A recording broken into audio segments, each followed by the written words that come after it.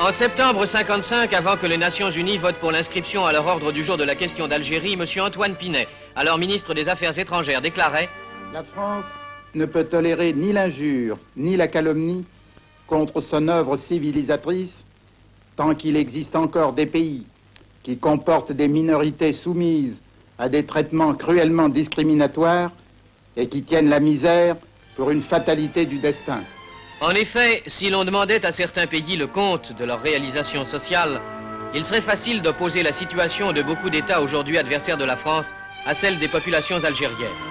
Face à ce tableau, le bilan de la France est positif. Il est celui de l'une des contrées les plus évoluées d'Afrique. Alors que dans la plupart des pays du Moyen-Orient, on trouve 80% d'illettrés, l'œuvre culturelle en Algérie est exceptionnelle, avec plus de 2500 écoles primaires.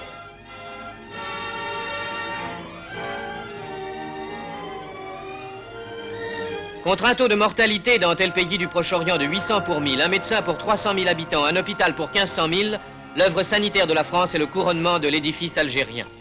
Tels sont les faits qu'il convient de souligner, puisque des pays s'opposent à la légitimité de la présence française dans une de ces provinces.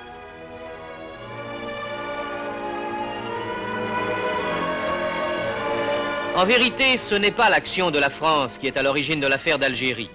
Sous le couvert de nationalisme, de guerre sainte, de questions raciales, la xénophobie de la Ligue arabe atteint actuellement un point culminant. L'Algérie se situe au croisement de deux axes. L'axe français Paris-Alger-Brazzaville, l'axe arabe Le Caire-Rabat, ce que ne peuvent admettre les hommes qui rêvent de reconstituer l'empire arabe. L'Algérie est riche de réalités et plus encore de possibilités. Elle suscite donc maintes convoitises. L'essor de son industrie et les débouchés qui lui sont réservés poussent certaines nations à provoquer des troubles pour amoindrir son potentiel et entraîner ses populations vers le séparatisme. Or, l'Algérie est une pièce maîtresse de la puissance nationale. Elle envoie chaque année vers la France 73% de ses ventes, soit une valeur de 102 milliards, et en reçoit 79% de ses achats, soit une valeur de 179 milliards.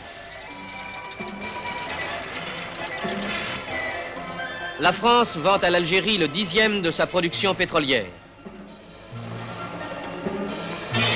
La consommation de l'Algérie en coton assure 3 semaines de travail aux filatures de la métropole. Le trafic avec l'Afrique du Nord représente 40% de l'activité du port de Marseille et les transports par voie maritime emploient le tiers de la flotte de commerce française. Trop de gens, lorsqu'on parle de l'Afrique du Nord, ne pensent qu'à une bande de terre de 200 km de large où vivent 10 millions de personnes grâce à la culture et à l'élevage.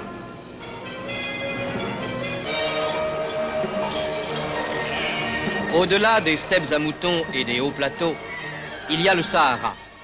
Les progrès de la technique laissent prévoir que sa richesse n'a rien d'impossible. Tous les Français savent ce que sont devenus les arpents de neige canadiens qu'ils ont abandonnés sous Louis XV.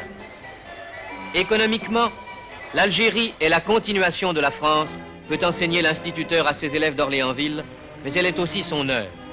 En dépit des événements, la France continue à mettre cette terre en valeur.